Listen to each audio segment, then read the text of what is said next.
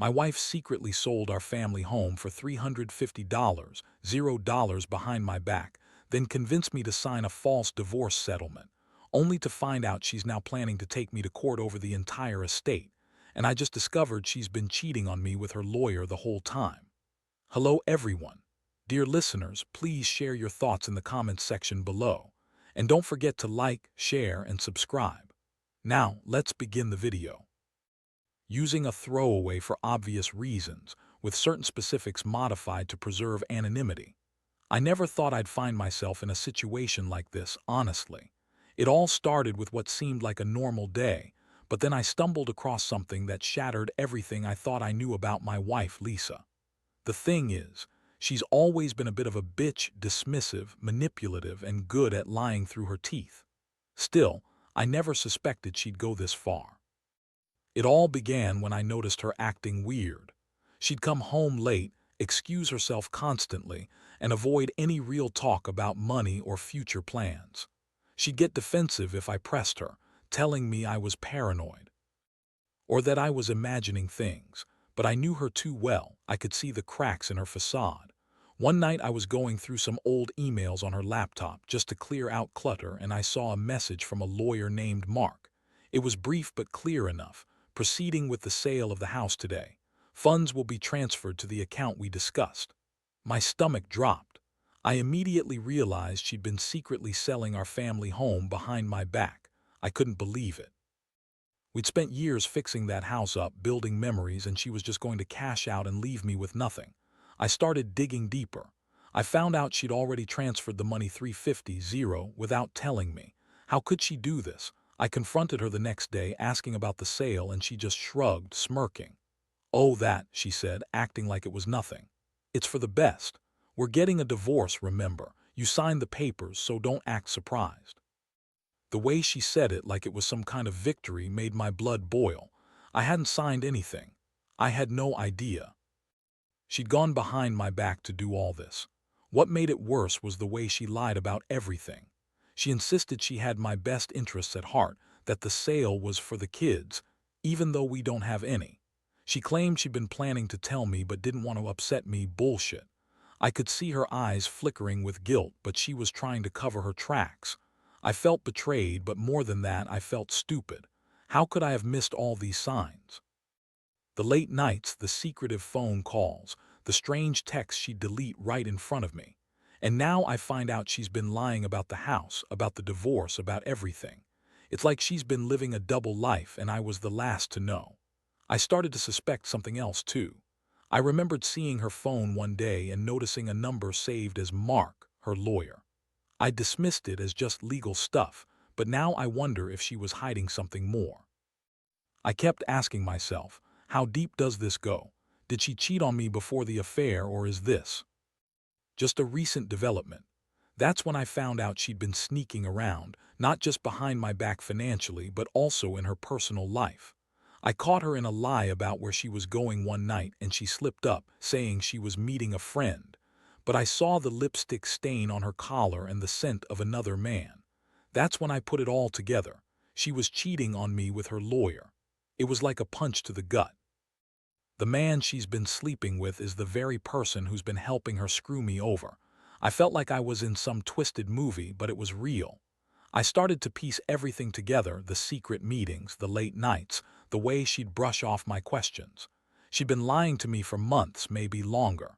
The worst part, she still plays the victim. She's always been good at twisting things around, making me feel guilty for questioning her. "You're overreacting," she told me once with that bitchy smirk. "It's not like I'm cheating on you.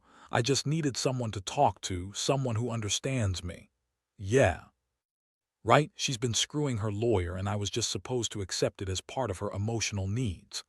I didn't sleep that night. I kept replaying everything I'd uncovered, feeling a mixture of rage, sadness, and confusion. How did I miss all this? Why did she lie so convincingly? And most importantly, what do I do now? I knew confronting her again would only lead to more lies or denial, but I couldn't just let this go. That's when I decided I needed to get some proof.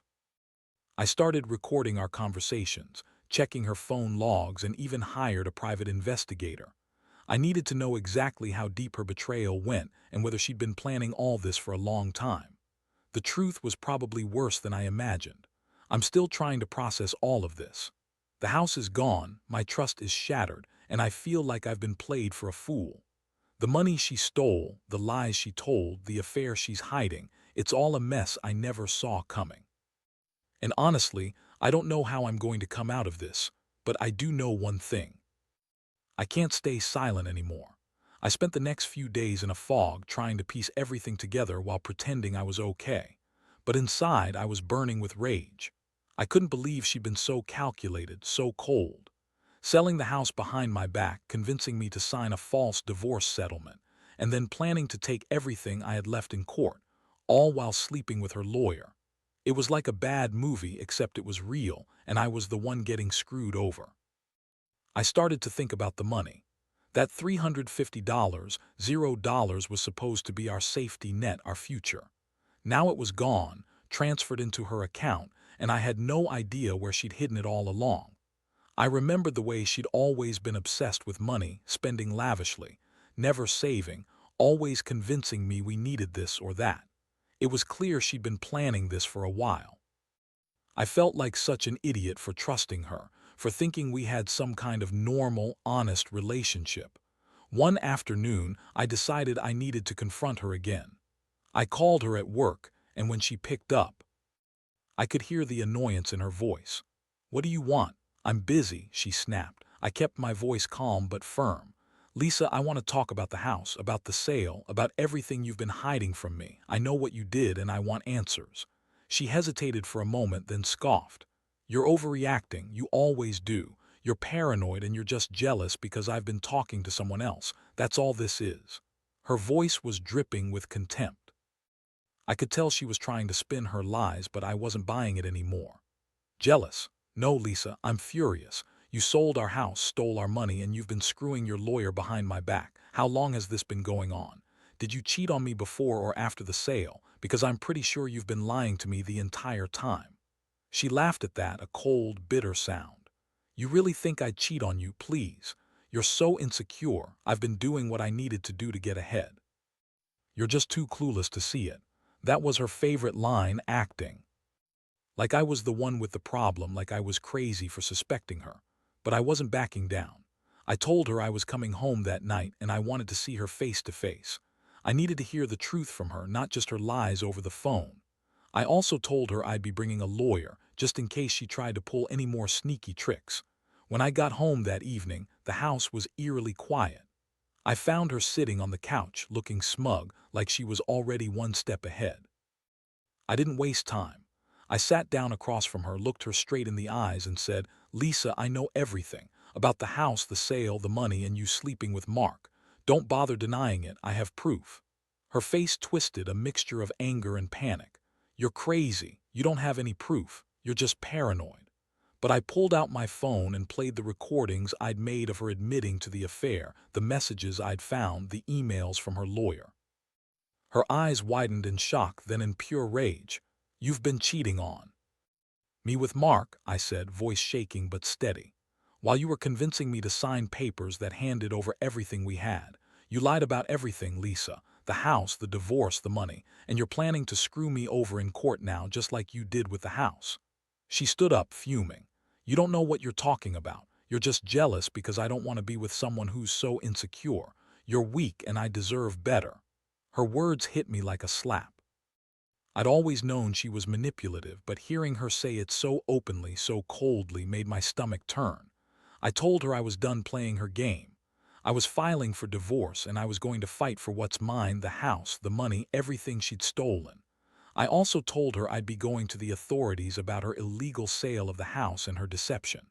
She laughed, a harsh, bitter sound, and said, "Good luck. You'll need it." That night, I couldn't sleep. I kept replaying everything, trying to make sense of it all. The betrayal, the lies, the fact that she'd been screwing her lawyer, her own lawyer, the man supposed to be helping her. It was sickening. I felt humiliated, furious, and deeply hurt. How could she do this to me? How could I have been so blind? In the end, I realized I had to start over. I couldn't trust her anymore, and I definitely couldn't stay married to someone so dishonest. I reached out to a lawyer, gathered all the evidence I could, and prepared myself for what's coming next. But honestly, right now, I just feel numb. I've lost not only my house and savings, but also my sense of security. This whole thing has shaken me to my core. I thought I knew Lisa, thought we had something real. Turns out I was just a pawn in her game. And the worst part, I'll probably never get the truth fully out of her, but I'll make sure she pays for what she's done. I just wish I'd seen the signs sooner. After that confrontation, everything changed. I felt like I was walking around in a fog, trying to process how deep her deception ran. The house was sold, the money taken, and my wife had been lying to me for who knows how long, sleeping with her lawyer, planning her next move. It was like my whole world had flipped upside down overnight. I knew I had to act fast. I contacted a lawyer first thing the next morning. My head was pounding, my stomach in knots, but I managed to get through the initial consultation. I wanted to understand my legal options. What surprised me most was how much she'd already hidden or transferred. She'd set up accounts in her sister's name, moved money into offshore accounts, and even bought herself a new car with part of the proceeds. I started digging into her financials myself. Thank God I kept copies of everything. I found bank statements showing her withdrawing large sums, and I even hired a private investigator to track her whereabouts. She'd gone to stay with her sister, who's always been her accomplice in this mess. They were planning to hide her, I was sure of it. Meanwhile, Lisa kept up her act, acting like I was just overreacting. She'd call me, throwing tantrums, claiming I was making everything up, that she loved me and only wanted what was best for us. But I knew better. I'd seen her texts, her emails, the way she'd been manipulating everyone around her. She was a master at lying, and I was just starting to see how far she'd go. One day, I found out she'd been meeting with her lawyer, Mark, almost daily. Not just for legal advice, but also secretly, I was sure, to plan her next move. I had recordings of her talking in the background, whispering, giggling with him while she thought no one was listening. It made me sick. She convinced herself she could get away with everything, and she'd been playing me for a fool all along. As I pieced it together, I realized her plan was to drain me financially and then take me to court over the estate. She convinced herself she could walk away with everything, including the house she'd secretly sold, and I'd be powerless to stop her. And honestly, it scared me how confident she'd become, like she was untouchable. I started to feel a mix of anger and despair. I'd trusted her for years, believed in us, and now I was staring at the wreckage of what I thought was a life together. I kept asking myself, how did I let it get this far? How could I have been so blind? I was furious at her, but I was also furious at myself for not seeing the signs earlier. I knew I needed a plan. I couldn't just sit back and let her walk all over me. I decided I'd fight her in court, challenge all her shady deals, and expose her lies. I also contacted some friends and family, trying to get support. I needed allies in this fight because I knew she'd do everything she could to ruin me. Some nights I'd just sit there, staring at the ceiling, feeling the weight of betrayal crushing me. I'd replay every moment, her smiling at me, pretending everything was fine, her lies, her betrayal. It was like waking up from a nightmare, but I knew it wasn't going away. It was real, and I had to face it. What hurt most was knowing she'd been cheating on me with Mark, her own lawyer. The man who was supposed to help us was the same man helping her screw me over. I kept thinking about the nights I'd seen her text him, the times I'd brushed off my gut feeling because I didn't want to believe the worst. Now it was all clear. She'd been planning this for months, maybe longer, and the betrayal didn't stop there. I found out she'd been lying about her feelings, pretending to be the caring wife while secretly planning her escape route. She told me she loved me, that she wanted a future, but it was all a lie. She had a new man, a new life, and I was just a pawn she was discarding. This realization hit me hard. The love I'd felt, the trust I'd given her, gone, replaced by a bitter sense of loss and rage. I felt like I'd been played for a fool, and honestly, I was tired of being the fool. I decided I'd fight her every step of the way, not just for my money or the house, but for my dignity. The worst part, she still tried to manipulate me, sending me texts, crying, pretending to be the victim. She'd say she was sorry, that she loved me, that she'd change. But I knew better now. She'd been lying all along and I couldn't let her get away with it. I had to stand up for myself, even if it meant tearing everything apart. So now I'm in the thick of it, gathering evidence, fighting legal battles, trying to stay sane. I don't know what the future holds, but I do know I can't trust her anymore. I feel betrayed, humiliated, and angry, but I also feel a strange sense of clarity. It's time to fight for what's mine and to finally put an end to her lies. The days that followed were a whirlwind. I threw myself into gathering every piece of evidence I could find: bank statements, emails, text messages, everything pointing to her betrayal. I knew I couldn't trust her anymore, and I needed proof to back up my claims in court. It was hard to focus sometimes because I kept replaying everything: her lies, her sneaky meetings with Mark, the way she'd smiled at me like she was innocent. All the while, I knew she was planning her next move, probably trying to hide even more. I hired a private investigator, the best I could find, to follow her around. It didn't take long before he confirmed what I suspected. She'd been sneaking out late at night, meeting Mark in secret, and even making arrangements to move more money. The Pies reports were like a punch in the stomach. She transferred thousands into offshore accounts, and she'd even bought herself a new apartment with some of the cash. Meanwhile, I started to notice other things, small signs that she was trying to cover her tracks. Her phone kept ringing at odd hours, and she'd always find a way to delete her messages quickly. I caught her once trying to hide her phone from me, acting nervous when I got close. That's when I decided I needed to take control.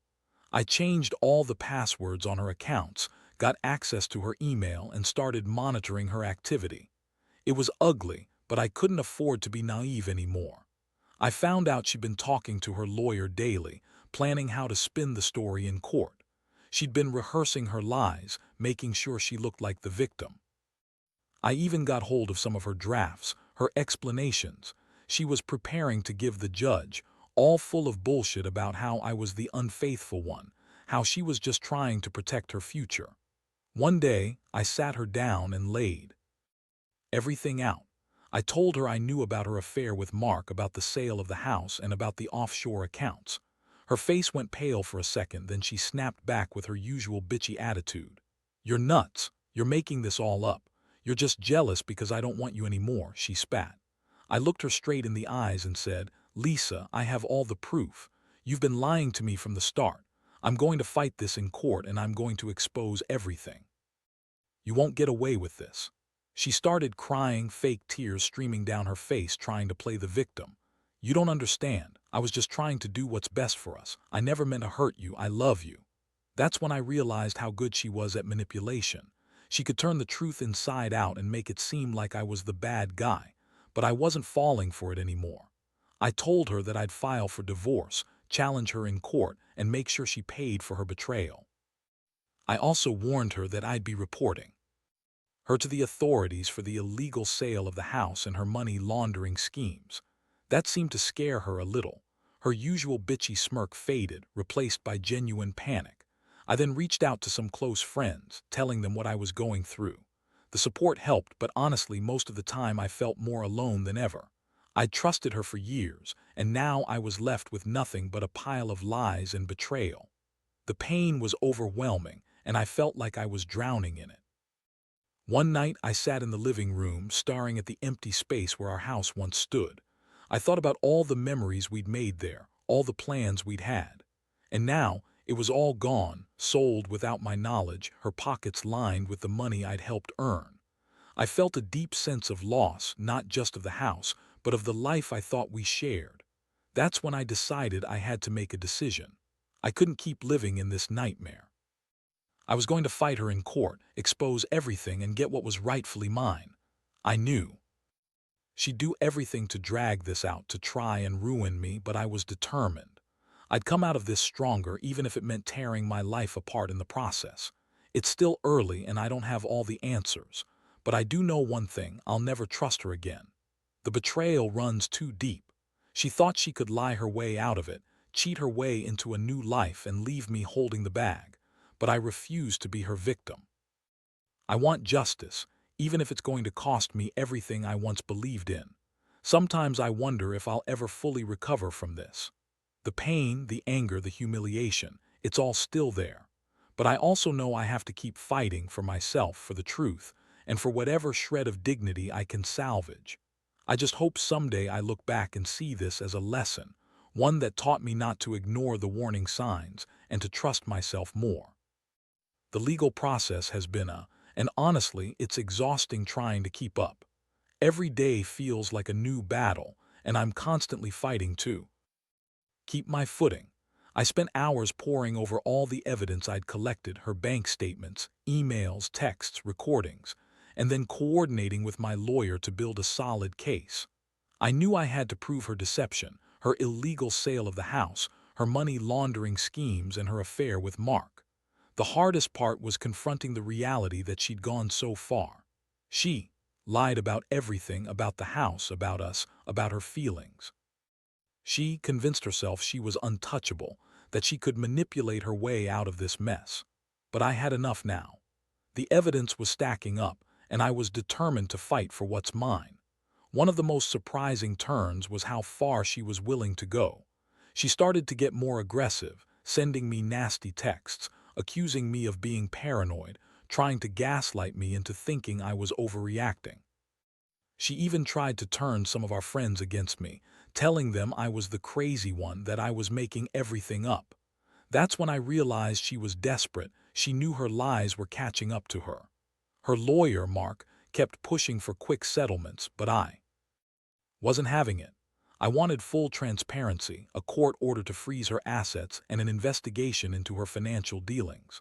I also demanded an accounting of the sale of the house, the transfer of funds, and her offshore accounts. Every step I took seemed to make her more frantic. I could tell she was panicking, trying to come up with new ways to spin her story.